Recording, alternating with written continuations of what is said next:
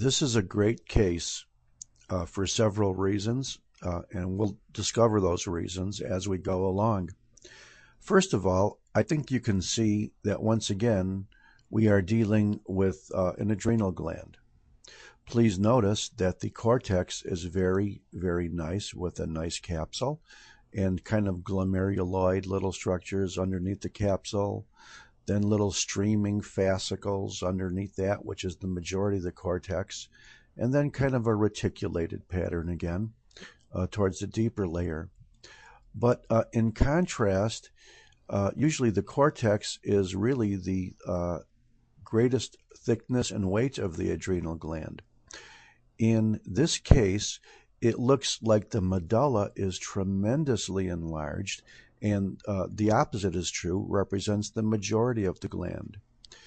This is the classic tumor of the adrenal medulla called a pheochromocytoma. It is a beautiful tumor for many reasons. One reason is it's one of the rare causes of hypertension that can be diagnosed perfectly with a physiologic challenge test, and it also can be cured simply by taking it out if it's functional.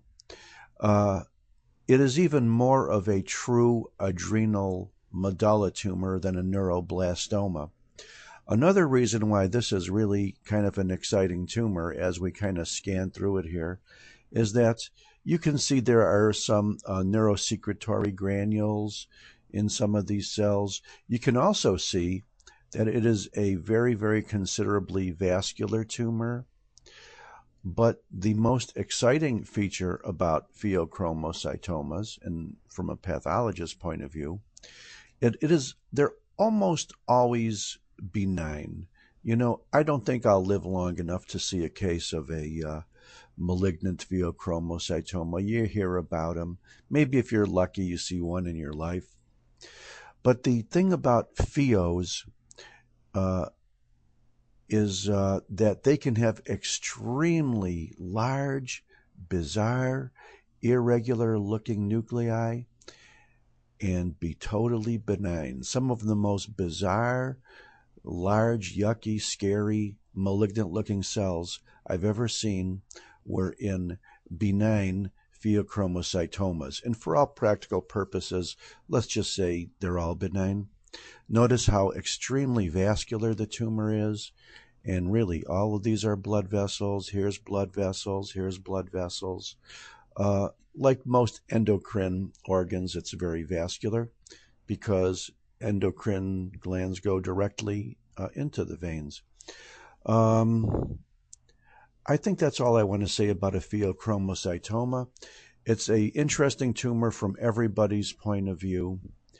And let's just go back and take an overall look at it again. It's a very, very, very nice tumor. Here's the cortex. All of this stuff here is the medulla. Here's a large blood vessel. Here are some large vascular spaces. And what do we have here? Do we have more vascular spaces or necrosis? Well, quite frankly, I think it's a little bit of necrosis. Pheochromocytoma. Thank you very much.